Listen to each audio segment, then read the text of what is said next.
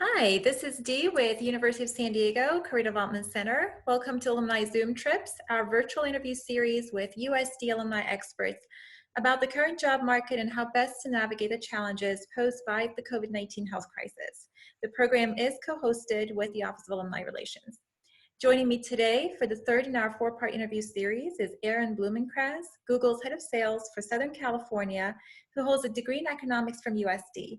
Previously with Salesforce, he was actually the one to open Salesforce's Irvine office, where his team produced record-breaking growth in sales and revenue for the company.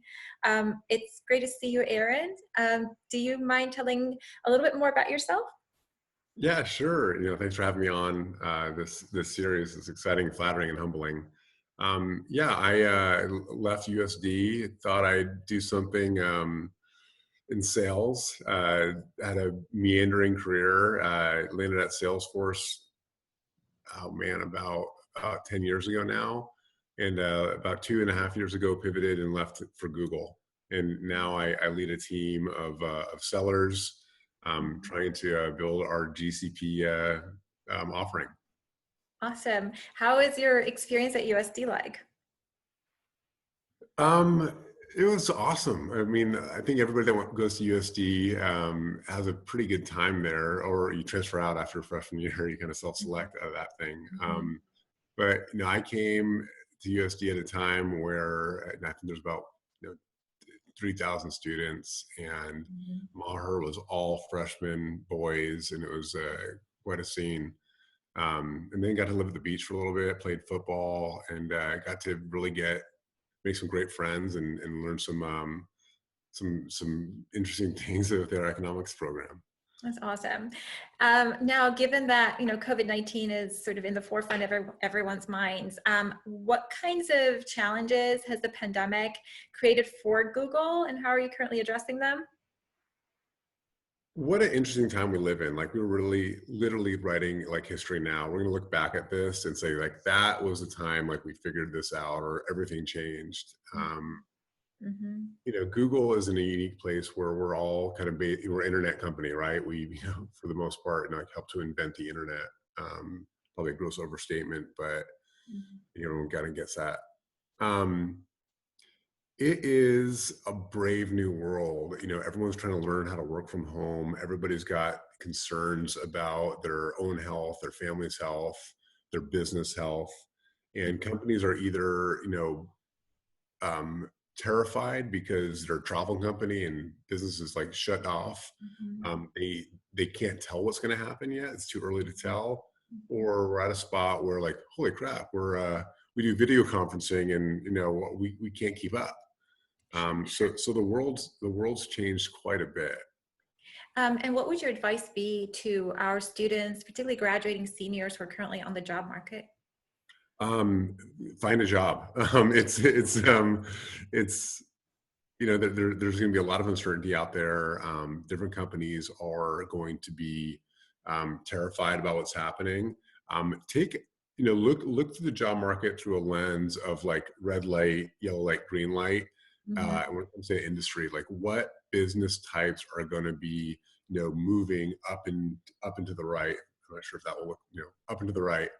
Um, some businesses are going to be falling off. Some businesses are going to like not know what to do. The companies that are not knowing what to do or falling off are not going to be in a position to make investments in their business. So really try to have a focus on these companies that are going to, if they do any type of online B2C Mm-hmm. um, type of engagements, like that's going to be a good thing. Really take a look at that. And how do you assess the impact of this global pandemic on sort of industries and sectors around the world? I mean, which industries do you think will be sort of, encountering a slowdown, and which will be encountering sort of an uptick? Um, it's it's hard to say. Like right now, it's been 3 weeks. Mhm. Obviously, like any type of travel companies is Mhm. really hit hard. Any type of company that enables a mobile workforce is going to have a an uptick. Mhm. Um, if they're selling toilet paper or hand sanitizer, you're in a good place. So yeah, there's a lot. I mean, it's still pretty early to tell, but generally speaking, it's going to be the folks that are enabling the work from home element. Mhm. And for those interested in breaking into tech careers, what would you say are like the top 5 skills that they should highlight on their resumes and in their video interviews? Yeah, well, I hire for. I've got five things I actually hire for. Interestingly enough, Mhm. the first one that I hire for is like I want to know that you've got a high business acumen. I want to know nobody buys anything unless there's a positive business outcome. So Mhm. if you can articulate and show like why your product or your service is going to help the customer, and even better yet, you know, coach the customer so they can articulate it to their CFO or her CEO, that's in good shape. So have a high business outcome. Be a curious person.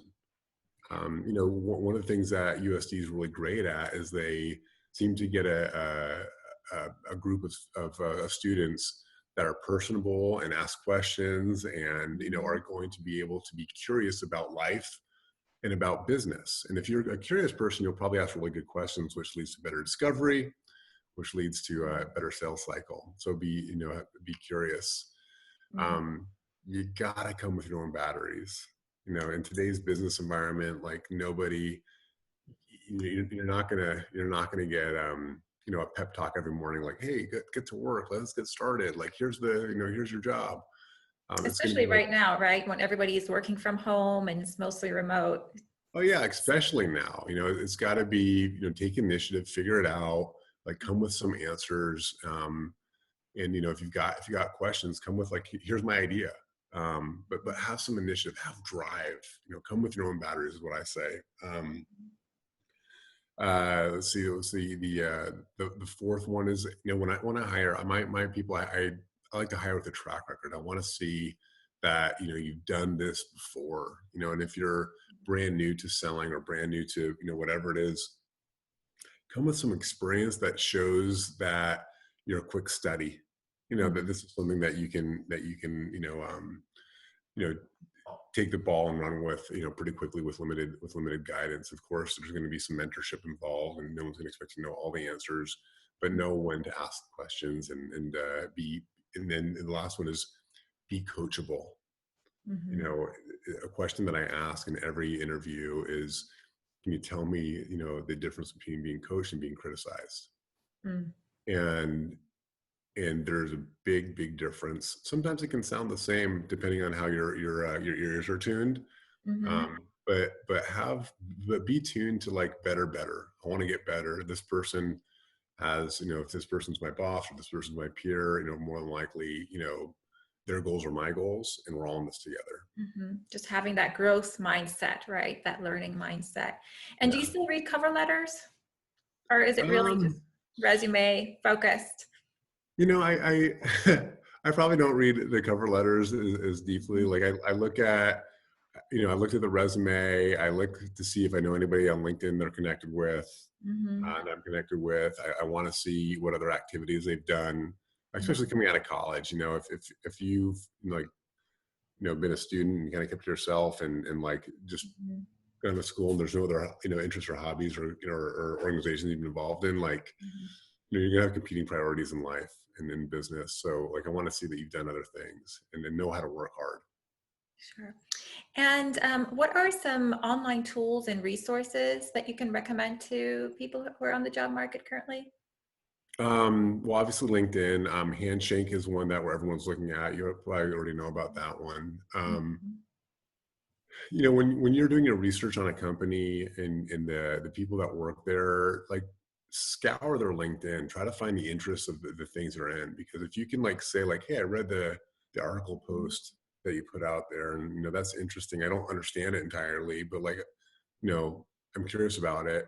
That's meaningful. Like it shows curiosity, it shows initiative, it shows like you're interested in the job. Um, Mhm. I Mhm. recently interviewed somebody. It was an internal candidate. They already were at Google and they were interested in potentially coming on my team. And it was a bit of like, yeah, this is kind of interesting to me. I think I do the job, but I'm also looking over here at this thing, and I'm not really, and it was just like, this person doesn't like, they're not passionate about it. Like, I want to know they're interested. I want to know they're committed. I want to know like they're a gamer, like they want to play. And Mhm. if you just like, oh yeah, maybe I'll play. Like it's like, go play somewhere else. I want, you're not on my team. Sure.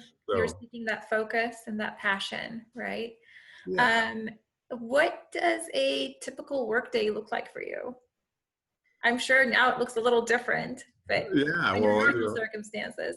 yeah, hopefully today I get out of my pajamas, put on clothes. But I'm talking to customers. I talk to my team a lot. We do a lot of video conferences. I Mhm. want to understand like how we're prospecting, who we're prospecting into. We do deal reviews, which happen to be, tell me the tactics about like where we're at. Who are we connected with there? What conversations are we having? What are we trying to position? What's the solution? What's the business value? um, I use um, I use an acronym called ARM. Hey folks, let's arm our deals, and the ARM stands for access to power. Mhm. ARM. A is access to power. Not just that we know the CEO and can email her, but more that we have access to their hearts. That this is something that they care about. Mhm. And the R is, articulate that ROI. Nobody buys anything without a positive outcome. And it's not so much that we can articulate it, but they, with confidence and conviction, can go into their board and say, not only have I found a way, Mhm. to make money, but we're going to save a lot of money too if we, go with Google. Mhm. That's the R, and then the M is have a very solid mutual evaluation plan that's co-written, right, with the customer. It's really, really important for customers to feel like they're in very good hands, like Allstate, right? Where they look awesome through the evaluation. They, Mhm. gain, human capital at their company because they did a great evaluation of the technology. And it actually accelerates our sales cycle too.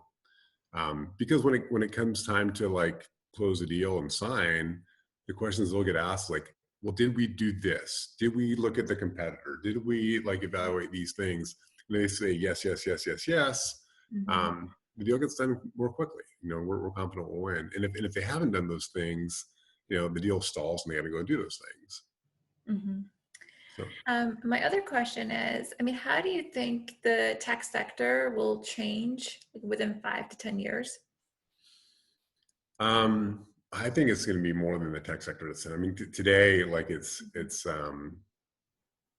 everything's changing. Everything. So why in the world would you have somebody come to your house and teach you piano or teach your kid piano when you can leverage a tech company like Take Lessons in San Diego to Mhm. come to your house and virtually give you Mhm. lessons that are, if they're effective? Why would you invest in office space when now you figured out how to work from home and it's effective? Like, there's a lot of reasons why, but like, people are going to ask that question.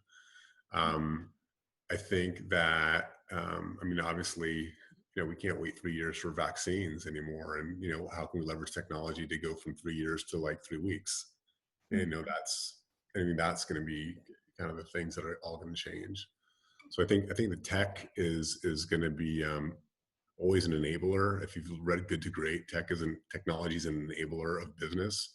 Mhm. So I think business is changing. I think technology will help with that. And do you think some of the skill sets that you mentioned earlier, I mean, how do you think it'll impact the top skills for the future of work in the tech sector, if in Um, you any know, way? yeah, I think being a self-starter is going to be even more and more important. Mhm. I think being a concise communicator is going to be very important. Mhm. You're not going to have the nuance of the meeting after the meeting, where you can, if you're working from home more, and you're in a meeting, a live meeting where you actually can like sit next to people, Mhm. literally. Mhm. Um, you walk out of that meeting, it's like, hey, what do they mean by, how did that go? Or how do we get this deal done? Like that, typically those are the meetings. The meeting after the meeting is where most of the work has really gotten done. for me at least, and for the folks that have worked for me, they've relayed that. So now it's going to be, how do you build rapport? How do you build like a systematic approach to communicating with people at this, a human level, right? Where, you can text, you can be on the phone, but it's different.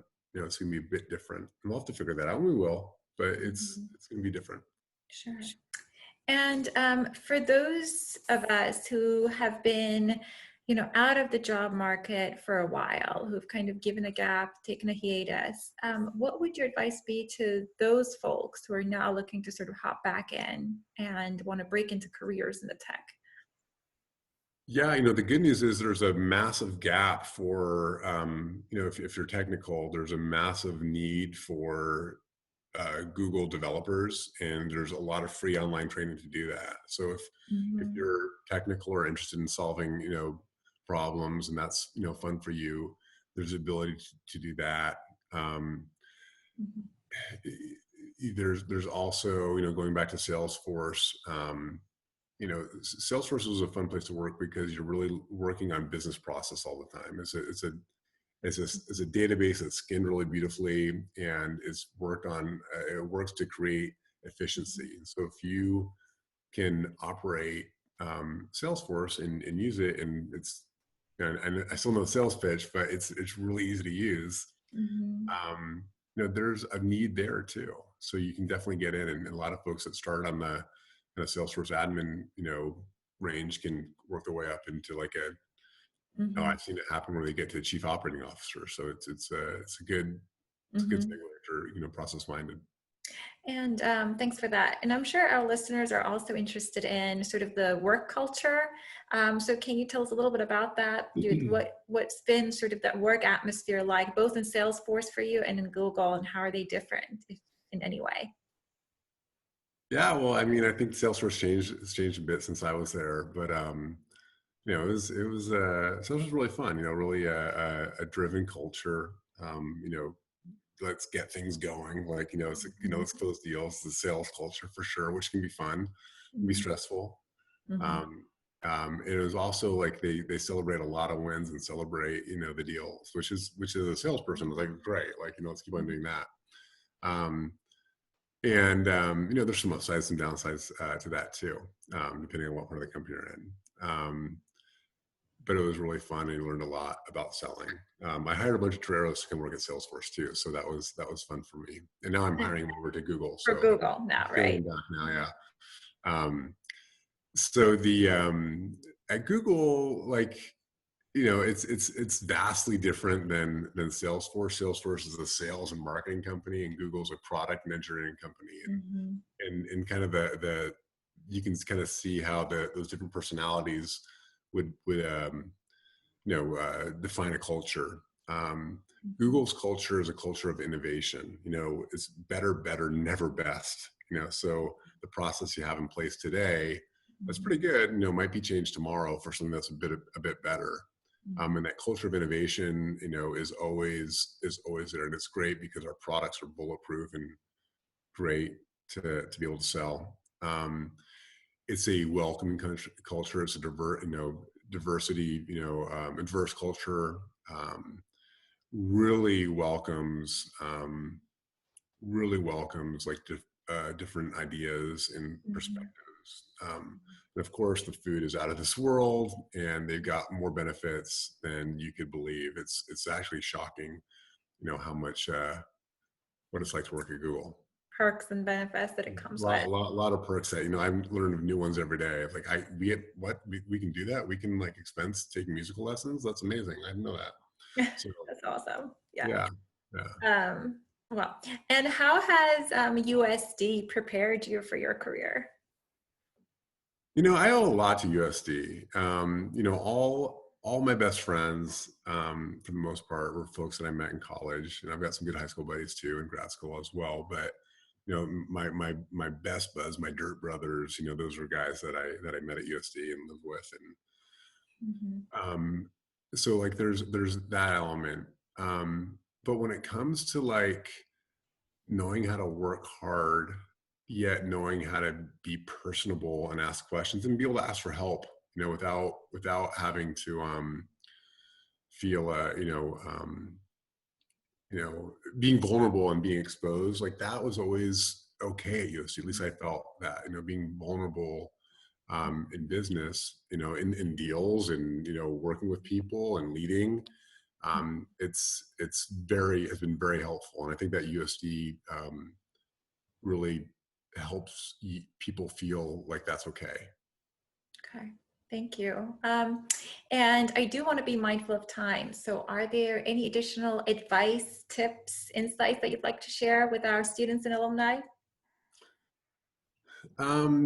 Yeah, I think, if you're looking to get a job, I wish, I'm not sure if this is the appropriate or not. I wish somebody had told me when I was looking to get a job, go find a job where in a place where you want to live. Like go find that sector of the world of the industry that's going to be predominant in the place that you want to live. So if it's in San Diego, you want to live there.